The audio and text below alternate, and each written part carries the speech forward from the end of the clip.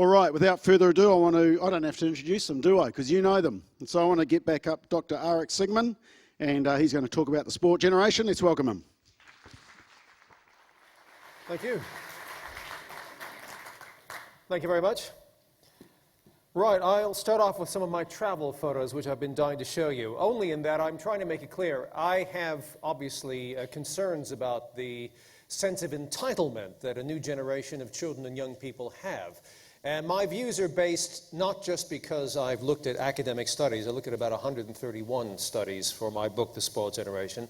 But also, I have 4 children. Hold on, those are not my children, by the way. God help me. My children become politicians, God help me. Right, these are 3 of my children. We had a snowstorm in England, which happens once every 18 years down on the south coast where I live. So these are my 3 young children. Just to let you know, I do have them. I have 4 children. And I have a lot of contact with children, so I'm not just a stuffy academic. But I've also traveled around the world to a wide variety of places, talking to health professionals, doctors, nurses, teachers, parents. I watch the way that people parent in some of the remotest places you can imagine. And I try to look for universal patterns. If I see something which is the case in every single place I visit, whether it's a Western industrialized society or whether it's a Stone Age civilization, I get the impression it's probably a human universal. And I try to judge the studies that I read in journals. I read them with the view towards what did I see when I traveled the world, and what do I see when I look after other people's children and my own most days of the week. I've been to Irian Jaya, which is West Papua, Stone Age, literally Stone Age society. Hold on, there we go, and there's one of my new best friends, just platonic, by the way. School children there in Irian Jaya. Mother and son. Bhutan. This is the country that had television arrive last of all the countries there. North Korea. And the good thing about going to countries which are really quite military, and you can't normally get in or out, is that you have a chance to see what life would be like if, or what is life like if they don't have. And by the way, they don't have things like, computers and television and so on, or mobile phones. And the kids looked really happy, and they were very nicely behaved. And I saw them in parts of the country when they didn't realize I was looking at them. And they had an ease about them and a happiness that we're not told about. So irrespective of what we think of certain governments, it's always important to keep your eye on the ball, the children and the families, irrespective of the governments. A couple other new best friends in North Korea there. Timbuktu. And again, Mali, this is West Africa. Some more photos I took in Timbuktu here, and more of that. Iran. Again, we hear a lot of things about the government and a lot of the strife that they have there, but that's a very different thing from how the families and the people are. And I was very heartened to see how, for example, one of the big differences between that and England is at 11:30 at night, you walk down the street, everybody's sober. You see families with mothers and children walking hand in hand like this, with a great sense of ease, laughter, and so on. So very unlike the country that I'm living in, even earlier than 11:30 at night. Iran again. Burkina Faso in West Africa. Borneo. Burma. Where again, irrespective of what we think of the government, it's a question of looking at the families and the children. Far Eastern Siberia, which I showed you before. Tonga, not too far away from here. And again, Bolivia, South America, and Cambodia. These children, by the way, had no electricity and no electronic media. They didn't look bored, and they didn't look sad. And when I did some voluntary teaching in one of their schools, they were actually fighting over the right to have the paper and pencils I was handing out that I brought with me because they were very keen on learning, and they thought it was interesting to learn. So these are some of the differences I see between those cultures and the one that I live in, and probably there are some similarities with your culture. I am concerned about what I call the spoilt generation. And again, I came to this conclusion after looking at other people's children, not my children, of course, and also comparing other very remote societies with our society. I think that in the space of a very few decades, the way that we parent has changed dramatically. And something that we once did intuitively has become the subject of political fashion. It's guided by experts who've elevated it to a fine science. So parents all have to refer to books to check it out with Dr. Bob or Dr. Phil or Dr. whoever. In some way they know better. I'm not happy about having to write these kind of books because I don't want to write a how-to book. I told my publisher I'm not going to write a how-to book. I want to write a book providing people with information and principles which I think are timeless. But they should be parenting intuitively. They shouldn't be scared about children's commissioners and families commissioners giving them recipe books as to how to deal with their children. That's the sad state of affairs we're in. You should know how to parent intuitively, and you should not be relying upon experts, and you should not be taking instructions from commissioners hired by the government. Very sad state of affairs if that's what we have to do nowadays. The relationship between parent and child, and the relationship between adult and child has been turned on its head. Children's rights and so-called empowerment of the child has actually changed the definition of child to that of being an adult. The main distinction between an adult and a child is that an adult has more rights, and an adult has more power. Power over that child and power over other people's children. That is the way it is in most parts of the world, and that is the way it has been in our culture until very recently. And I've started to notice some things at a very subtle level before we start looking at some of the major consequences of this change in the relationship between adults and children. At my local infant school, the headmistress is about to retire. It's a shame because I think she's great. She has a wonderful sense of authority, and I think it'll be difficult to replace her. But we mustn't worry because on the interview panel, interviewing the new candidates, guess who's sitting on that panel? The infants at the infant school.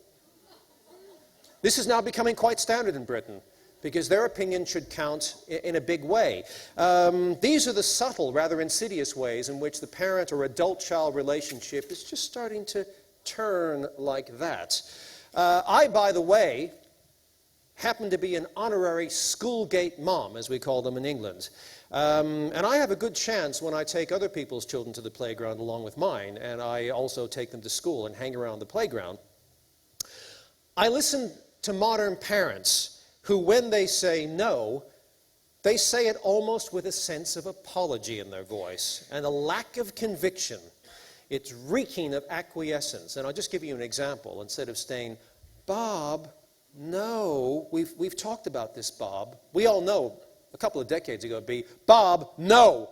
And there should be a sense of menace in your voice. But all that's disappeared now amongst a generation of guilty parents. For a whole variety of reasons, which I'll go into in a minute. If you then look at society in general, you start to see apologetic messaging everywhere. Both in Britain and in your shops here, there are signs about alcohol. Shops which post this apologetic sign for teenagers, which states, please don't be offended if we ask for proof of age when you want to buy alcohol. Now in your country, apparently they also say, please take it as a compliment. What they should be saying, I gather, is that basically you have to be 18 or 21 or whatever it is to buy alcohol. And if you threaten me because I've asked you for ID, I'll call a policeman who will have a gun and handcuffs. But sadly nowadays, please don't get angry if I ask for proof of age. Again, there's a defensive stance on the part of adults and on the part of institutions and on the part of governments which have recommended that they take up this apologetic messaging. And to give you an example from Britain, by the way, Her Majesty's Court Service, when you go to court, whether you're a criminal or whether you're the lawyer or the judge or whatever, you walk in and there's a leaflet waiting for you which says, quote, to maintain a safe and secure environment, we would be grateful if you would not bring your knife into court in future.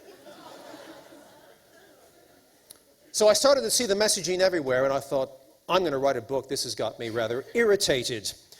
We now live in the time of the child-centered upbringing. It's a nice label, but it's actually done exactly the opposite of what the label sounds like it's intending to do.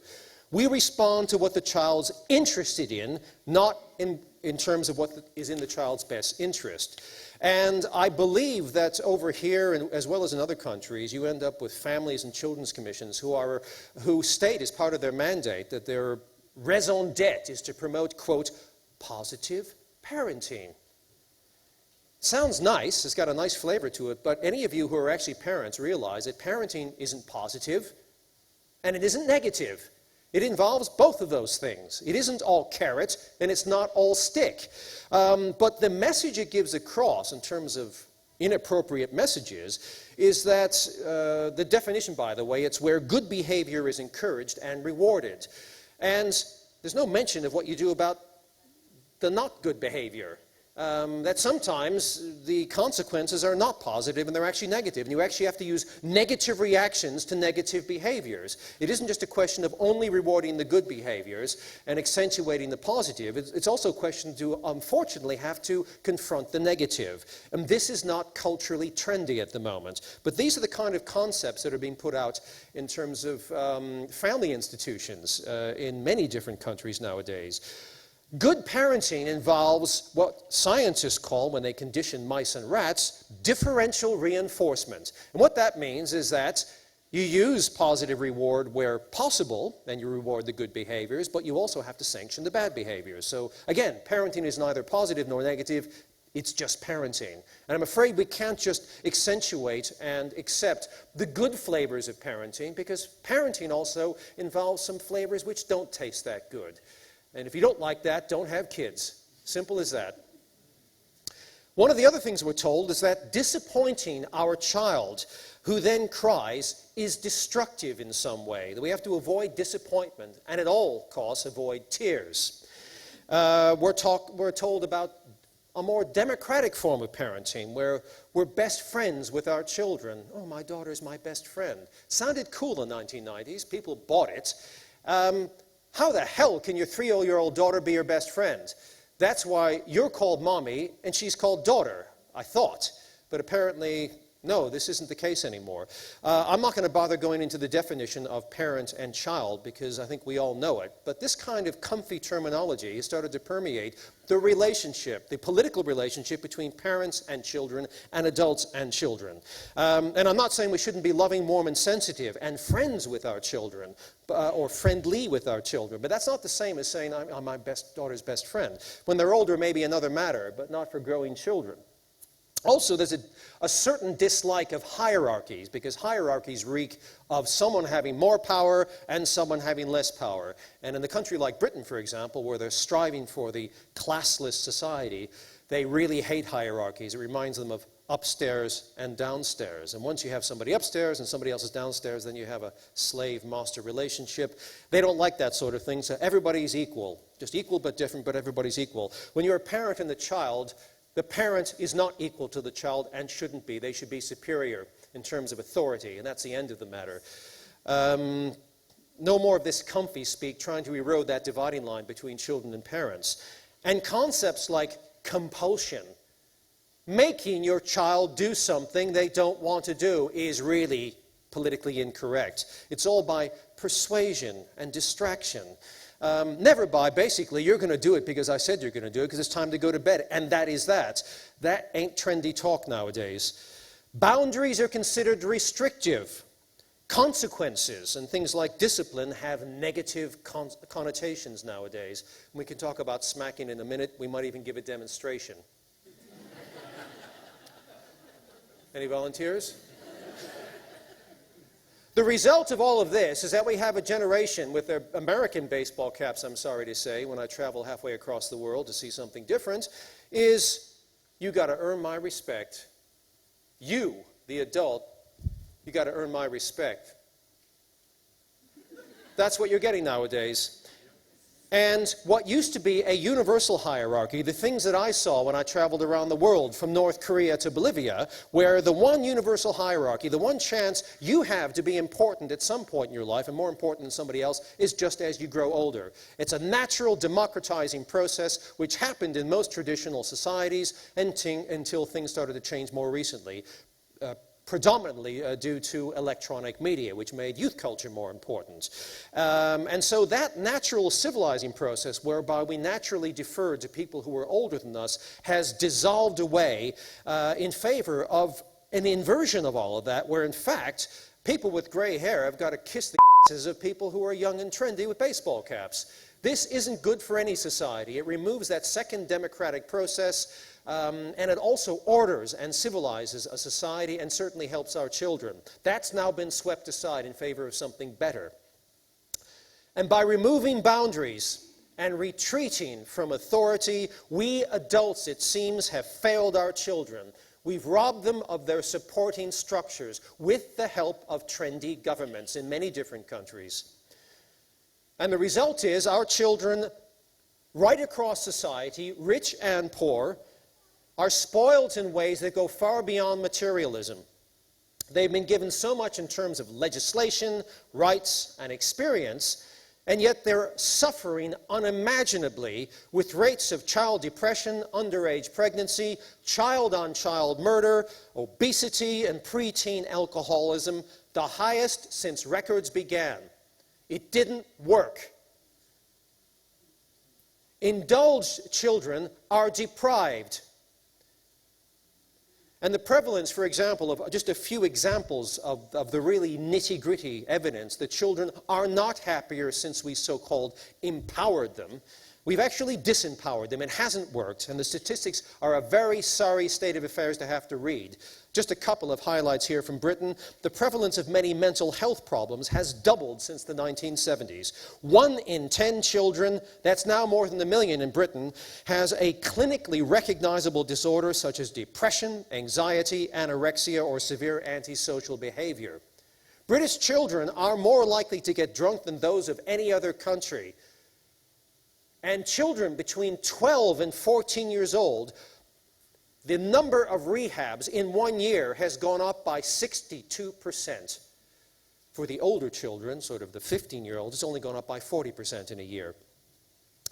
The erosion of authority and its consequences make, again, some very interesting reading. As children have been given greater rights and powers, for example, at home, there has been a very sharp rise in the US and in Britain, and I've now seen the data from your country in what's called parent battering, beating up your mommy or beating up your daddy.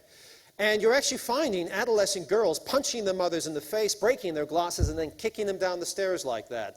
And unlike other forms of abuse, where if a husband or a boyfriend beats up a wife, and there's now support for that, and people don't feel the same sense of shame they might have 20 or 30 years ago, there's an infrastructure to help women in those circumstances. Understandably, mothers are embarrassed and ashamed to report this. It's going terribly underreported because, of course, you can't just toss your 9-year-old out onto the street when they punch you in the face. And also, a lot of mothers in particular feel guilty as if they've done something wrong. And so there are many reasons why this goes underreported, and it's a huge problem nowadays, and it's growing very quickly.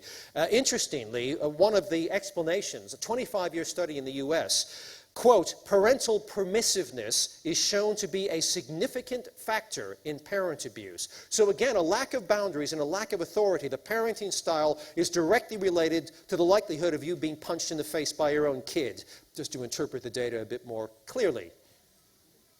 The highest incidence of parent battering occurs in families with a single mother. Mothers are 5 times more likely than fathers to experience severe physical abuse. Now, let me make it clear, this has nothing to do with stigmatizing or blaming single mothers.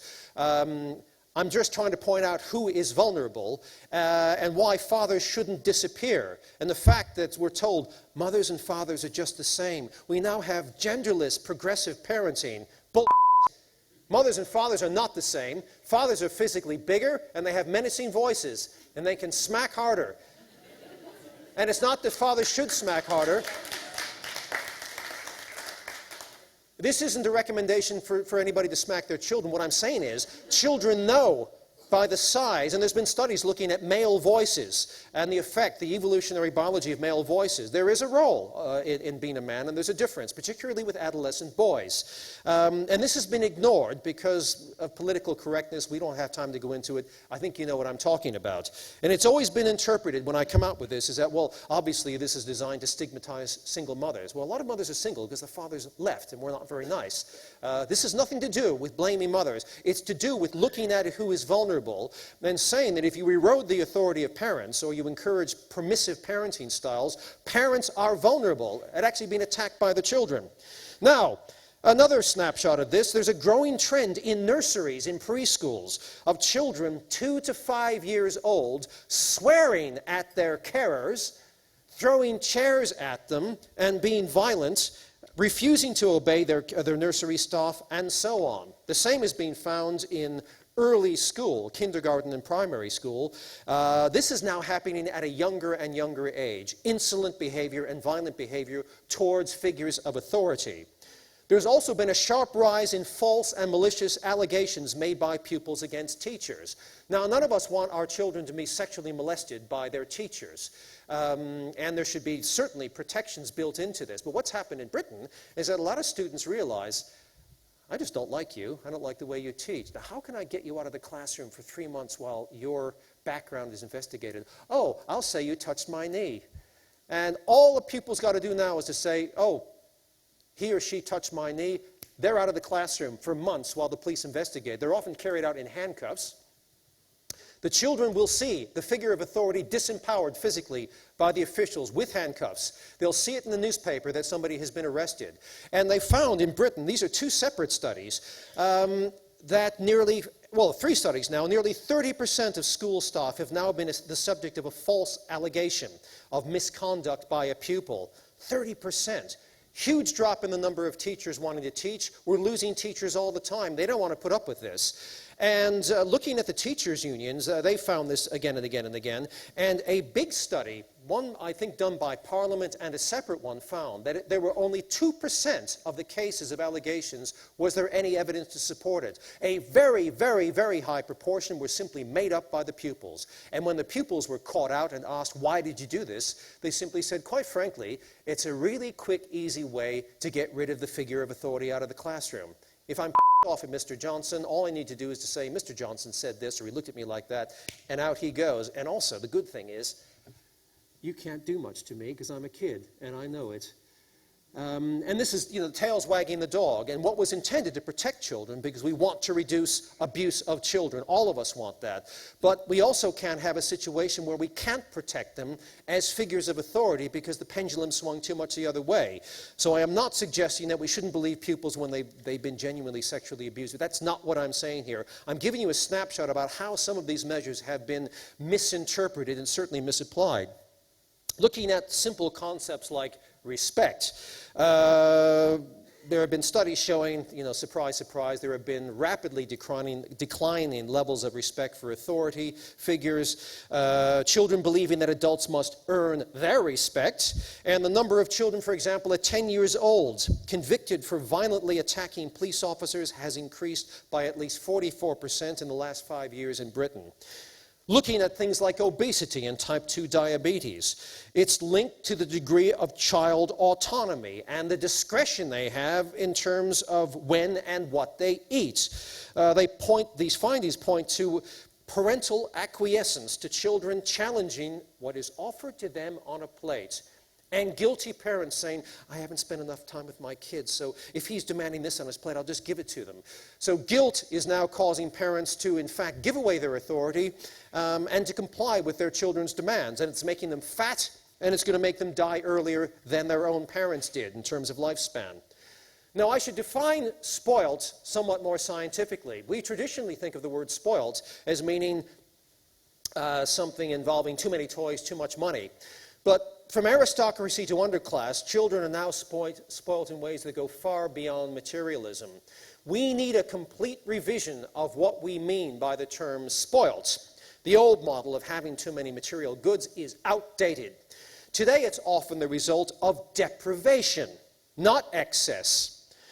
In particular, parental attention deficit, which Judy Bailey pointed out in the early years.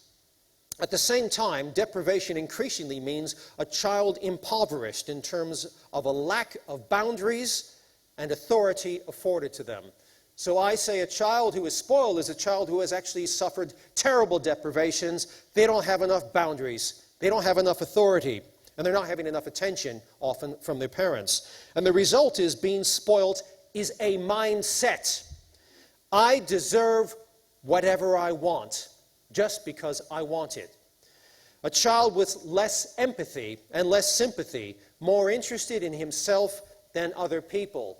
That, in a nutshell, is really what spoiled should mean. And in many cases, it acts itself out in terms of a lack of impulse control. Monkey see, monkey want. This has been amplified by the increasing expectation of instant gratification, often by the click and buy culture or click and change culture.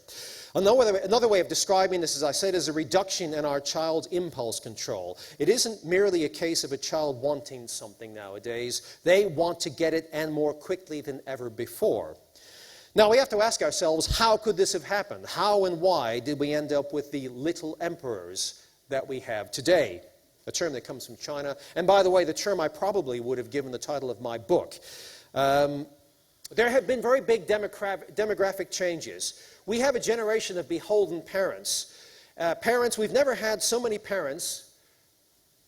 Well, let's start off with basic things. We have the oldest parents in history. They are having the fewest children in history. We have the highest levels of both parents going out to work. We have the highest levels of single parenthood. They work very, very long hours. In Britain, they work the longest hours in Europe. So when these older parents come home and they're tired and they only have one child in particular, when that child begins to act up, the last thing parents want is confrontation.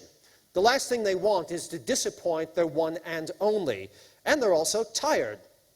And because they have defined with this new term, quality time, which apparently is put in your diary because you as an adult decide what quality time is. So if quality time is between 7 and half 7, and you arrive home at 6:45, do you want to spend that half an hour of quality time with Johnny in tears because you've said no to some unreasonable request? No. You'd rather just give in because it tastes good at the time. But the cumulative effect isn't good.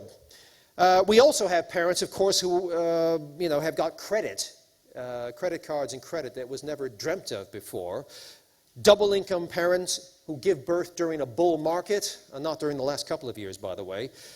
And of course, there's been the commercialization of childhood.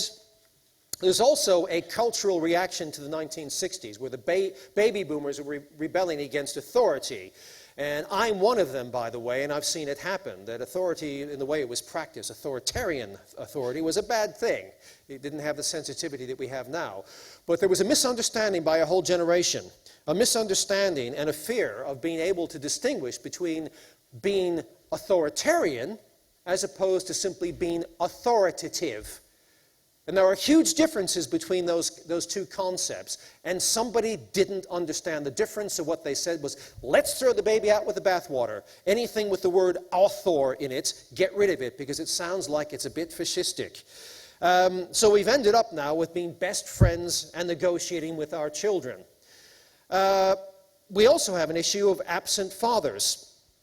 And particularly when it comes to adolescent boys, that is a huge issue in enabling our children to have boundaries and structures. And one of the problems has been when someone tries to talk about single mothers or absent fathers, right away you're trying to stigmatize and be morally disapproving of single mothers. And you think, no, I'm sorry, this isn't about mothers. This isn't about absent fathers. It's about child well-being. And I'm sorry if anybody feels uncomfortable, but we're not talking about you and your lifestyle, we're talking about your child. And we also have in Britain, by the way, an issue whereby we have what's called the Child Support Agency. Do you have anything like that here? Where if a father disappears, an agency will find him and make him pay for the maintenance of his children? Right. So we have in Britain something called the Child Support Agency. If I'm a mother and the father disappears, I pick up the phone and I say, oh, hello. Yeah, his name is Bob. Bob, yes, McCroskey, that's with 2 C's. Yeah, that's right. Busty blonde, driven off into the West, disappeared. Yeah, and he won't pay for his kids. This is only fiction, by the way, as we all know. And I know you'd never want this to happen. And in short, there would be a government agency that would track naughty Bob down and grab his wallet and take his money out from source if he had a job. Fine.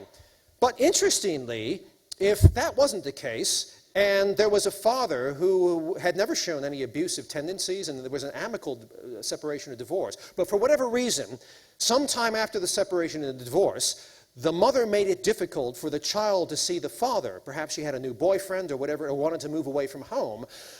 Interestingly, there is not a child contact agency. or a father contact agency. In other words, we value your cash as a father, but we don't value your role or your existence as a father. That is a very bad message. And again, the role of absent fathers is a terrible, terrible cause of a lot of the behavior we have nowadays. And if we are concerned that fathers are important and that they have duties and responsibilities which they should not shirk, we should have government institutions which are two-sided and actually reflect the value of fathers, not just in terms of financial values, but the fact that they are fathers and they are appreciated and that their children appreciate them. We also talk about the restructured unit. That's the trendy term for broken families, which apparently you're not supposed to say anymore. Restructured units, blended families, and there's a lot of pressure on people like me to simply say, hey man, it's all just different forms of family structure. It's all sort of fluid. You know, you have father figures and so on. Not wanting to say that, of course, a lot of people do divorce, and a lot of times people do separate. But the idea that scientists should basically shut their mouths and say there isn't a hierarchy where some forms of family structure probably afford certain benefits to the child. In particular, if it's possible to have a biological mother-father stay together, that is probably an optimal environment for a child to grow up in, unless there are terrible problems in that family. And it's not to stigmatize people who are divorced or people who are single parents, but we've been told to pretend that the whole hierarchy does not exist, shut it down. And interestingly, if I was talking to you about diets, you'd all nod your heads in agreement and say, yes, a diet which has more fresh fruits and vegetables is at the top of the totem pole for nutrition.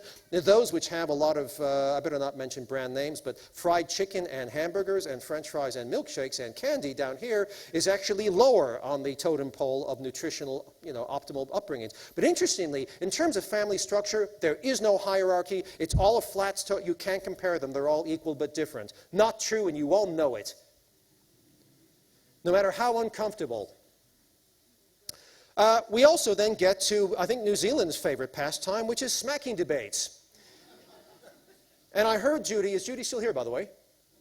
Right, saying that perhaps we'd be willing to give up our right to swat our children like that if we knew that the lives that she was showing, that little girl who was put in the tumble dryer, would be saved. Well, if that was the case, I'd probably say, yeah, the few times that I smack my kids in the backside, I'll give up so that kid can live. But I know, and as well as you know, it wouldn't work. Do we think that the lover, for a minute, would be upstairs? The real scenario is as follows, and if you're a bit queasy about graphic descriptions of sex, then you better leave now. You're not queasy, are you? Right, this is the situation in Britain and probably here as well. We have the stay overnight boyfriend. It's always the man, although there are some women who murder their kids. It tends to be the man almost always. And this guy has now been rebranded in Britain as the guest parent. So guest parent meets mommy at a nightclub, and basically he wants a lot of free and easy sex. He doesn't want to hear a load of kids screaming downstairs when he's trying to have his orgasm, does he? No.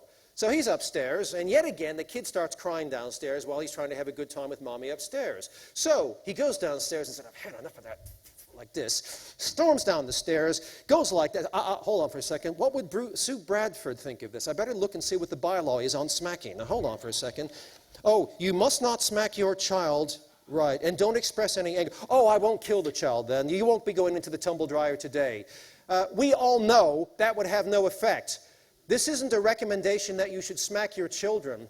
But there is this rather bizarre idea that men who are going to murder children in that kind of way are going to be stopped, or that there'll be even a slight reduction by outlawing smacking. And the big major fault is twofold. There is a belief that smacking, and when I say smacking, I'm talking about swatting.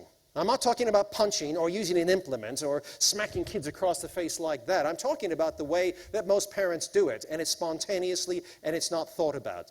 That there is first of all, that is violence, and that children perceive it as violence.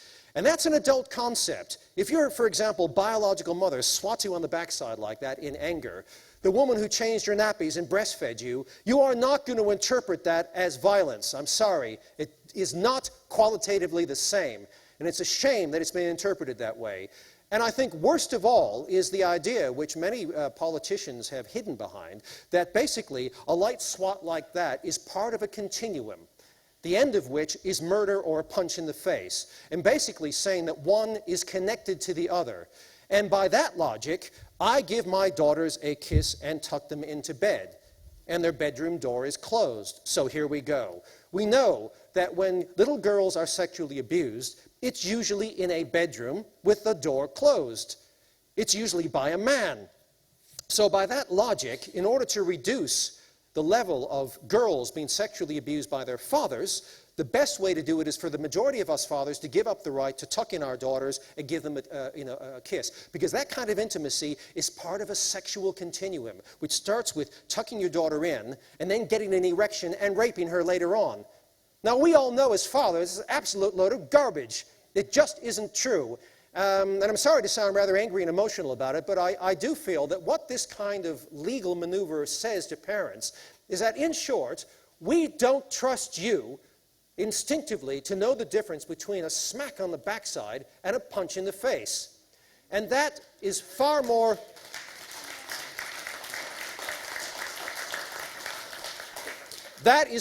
damaging than allowing parents to use their judgment and obviously prosecuting and incarcerating parents who harm their children.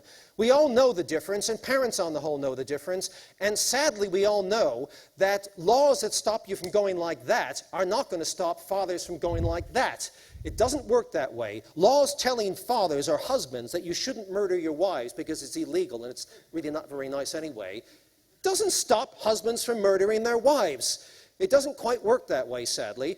And also, if we hear this excuse by governments that, well, we still have to send out the right message, which is that violence against children is not acceptable, we all agree on that. Violence against children is not acceptable. And if that's what a government is concerned about, have the social engineering campaigns and the social marketing say to males in our society, don't harm our children or we will prosecute you and we'll throw the key away.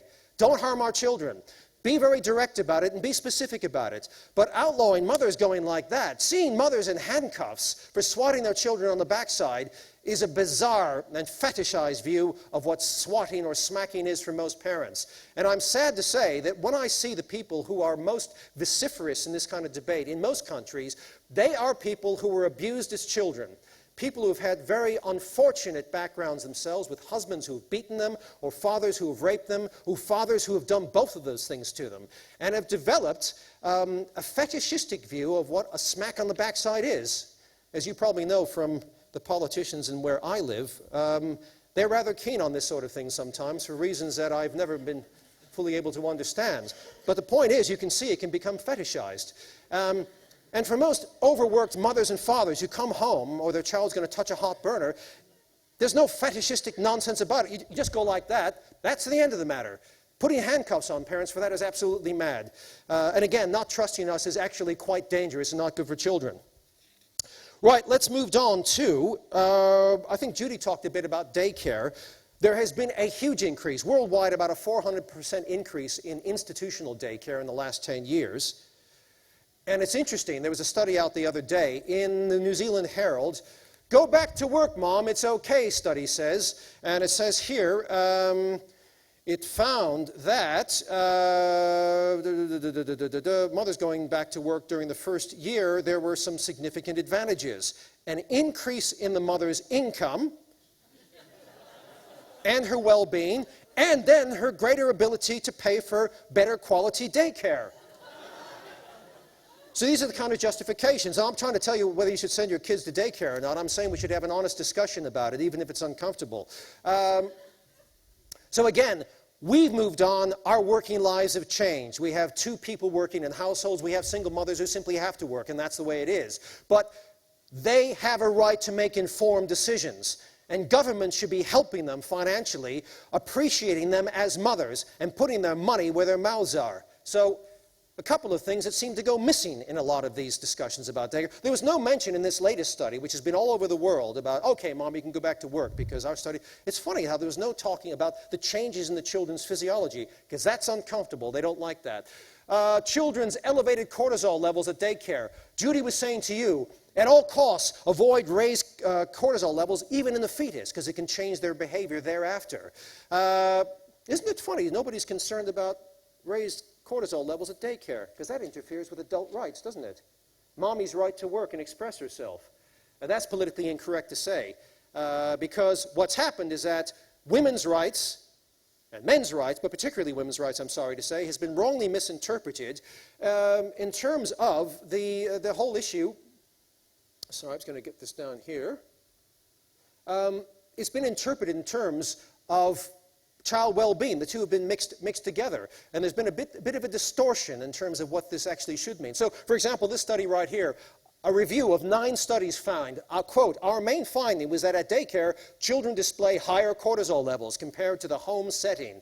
Diurnal patterns were revealed, significant increases from morning to afternoon, but at daycare only.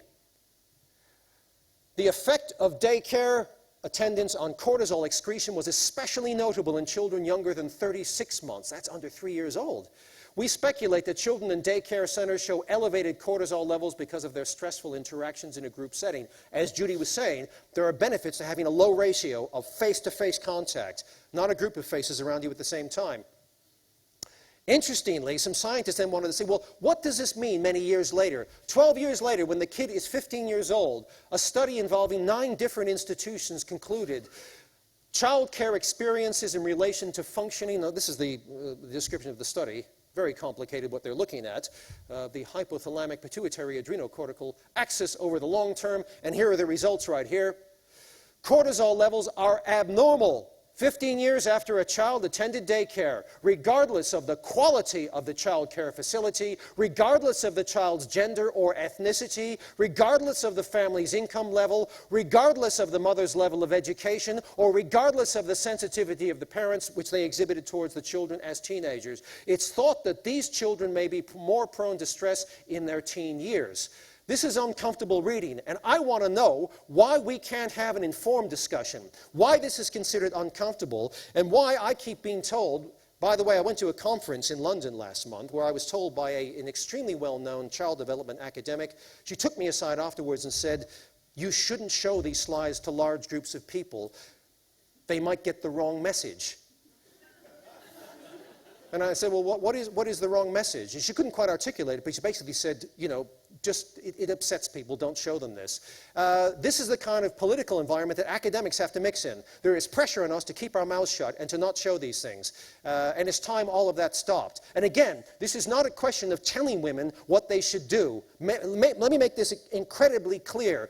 This is allowing mothers to make more informed, well-balanced choices so they can choose knowing what the effects are. The same thing with television, which I talked about before. When parents describe or decide upon the screen time for their children, yours will be different from mine, but hopefully they'll both be informed choices, and this isn't happening when it comes to daycare in the way it should. Here we go. One of the other things about daycare and aggression, getting into fights, arguing a lot, more problem behaviors. This is even at 6th grade at 12 years old. Good quality care simply does not protect against these developmental consequences like aggression, I'm truly sorry to say. So this is a big study, which again, a lot of people just don't hear about this sort of thing, and I think this would help parents parent better if they simply knew about this ahead of time. Right, one of the big things that we need to understand again is that we now have not just the single-parent family, but the 3-parent family. This paper I wrote for the Science Journal Biologists, the Society of Biologists Journal. Again, looking at here, face-to-face contact 1987, face-to-face contact 2007. Dramatic drop. Eye-to-screen contact, dramatic increase. And as I said before, around the year 1999, life became virtual. Well, there are effects we didn't realize that came from that to do with morality, compassion, and empathy. The interesting thing is that we're finding, I'm going to show you quickly just some of the results, is that because children have spent a lot of their developmental time in front of screens, things have not been happening in their brain that should have been happening, and the consequences are now measurable. We've had reduced social interaction. As you said before, it's displacing parenting. Screen time is now actively displacing parenting by a factor of 5 or 10. And again, every hour is spent on the internet, 30 minutes of face-to-face contact is lost. It's negatively associated with time spent with family and the time spent with friends. Now let's look at what happens to the brain. When you surf the internet, the areas of the brain associated with empathy show virtually no increase in stimulation. And the scientists who did the study said, quote, young people are growing up immersed in this technology and their brains are more malleable, more plastic. As the brain evolves and shifts its focus towards new technological skills, it drifts away from fundamental social skills. The proceedings of the National Academy of Science, they looked at areas of the brain involved in compassion. For some kinds of thought, especially moral decision-making, we need to allow for adequate time and reflection. If things are happening too fast, you may not ever fully experience emotions about other people's psychological states, and that would have implications for your morality. And again, it's down to the fact that things happen quickly because of technology. Again, this is the National Academy of Sciences right here. And the technical reason for this is that children have groups of brain cells in their brain called mirror neurons. These are brain cells which absorb and copy good social behaviors. They're stimulated by face-to-face contact. And this is directly linked to children's level of empathy and their social skills. Interestingly, what's now happened is that a brand new study has come out. They've looked at 72 studies over the last 30 years to answer the question, are young people, as we moan, actually, do they have less consideration and less empathy than they did before? The answer, sadly, is clearly yes. Children today and young people today have less empathy than previous generations. College kids today are about 40% lower in empathy than their counterparts of 20 or 30 years ago. We found the biggest drop in empathy after the year 2000, when my chart before found that we crossed over from face-to-face contact or eye-to-eye contact to eye-to-screen contact. The increase in terms of their reasons, number one, the increase in exposure to media during this time period, and the recent rise of social media, which of course is supposed to make children more sociable and boost their social skills. It didn't work. So we've ended up with what I call the spoiled generation. Solutions. Authority is a basic health requirement in children's lives. We have to have an urgent moral and legal imperative to help restore authority to our children's lives. Adults must be culturally and legally empowered to deal both with their own and other people's children. It used to be called normal life. It's a form of extended parenting where older people are deputized. People down the street are deputized to deal with my children. That's the way it should be. I should trust their judgment unless there's a very good reason why I think the guy down the street's a perv or something like that. But normally, our default position is that older people, other adults should be able to parent our children when we're not around. This is going to require enlightened intolerance. We need to restore authority, and here are some of the policy recommendations. Again, there should be an absolute presumption, both in law and in policy, that adults know better, and that adults are in the right unless there are exceptional circumstances. Dealing with children may entail handling them and manhandling them within reason. And the idea of putting handcuffs on every adult in schools because we suspect that going like that or going like that is an assault is causing terrible problems in terms of adult authority. Teachers' legal position. Teachers' authority has been vastly weakened, legally, professionally, and culturally. And again, there should be a presumption that teachers know better and that they're in the right unless it is shown otherwise. Family law. Fathers must be legally recognized as being of paramount importance as figures of authority, vital to the socialization of their children. And in our country, the Children's Act, the Family Law Act, should be reversed or replaced to ensure that children can benefit from seeing their non-resident fathers. This country, it may be different, but you get the point on that. I think there should be a Parent Act or a Parenting Act. As a counterpart to the Children Act in Britain, the government should establish in a loose form a parent's charter, whereby parenting is defined as having a duty to try to bring up socially viable children, an overriding responsibility not just to rear your children to your own satisfaction, but you better rear your children to my satisfaction as well. It isn't good enough that your child doesn't annoy you. Your child shouldn't annoy me either. And that's the position we should start taking. There should be financial incentives because antisocial behavior is increasingly linked to time spent in daycare. Motherhood should be revered. women should have real choice. And as Melinda was talking about before, feminism has been distorted this way and that way. You know, young girls and women have a right to have their bodies exploited by big capitalist companies, and it's called emancipation now, to be able to rip it down and show it all off. That's not what feminists were fighting for in the 1960s. And when women talked about fighting for choice, they didn't mean that a lot of them felt pressure to only be able to put their children in daycare. I think what they meant, and please tell me if you're a woman and I'm wrong, that they actually wanted to have some sort of choice in the matter, meaning that there would be money for them to stay at home when their children are very, very young, or some sort of financial incentive, and that their status as a mother was not considered D Class A. And I hear time and time again from even my wife, who was saying that it's funny that when I went back into the media again, oh, God, you do something important now. You work at a desk. You're a top journalist. Oh, thank God you stopped. And there people were saying, oh, yeah, I thought you stayed at home too long. It wasn't good for the... And so she said, what an awful way to be treated. That suddenly, normal life wasn't good. Taking care of children was D Class A and disrespectful, but sitting at a desk writing news stories, well, that's doing something really important. What a sick set of values. Motherhood is not considered important. And I think, and I'm not a feminist because you can imagine I have to shave in the morning,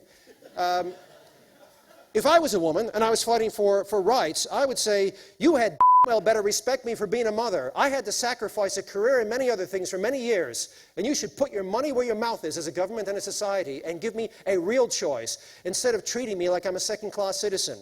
And those are cultural changes, not just financial ones.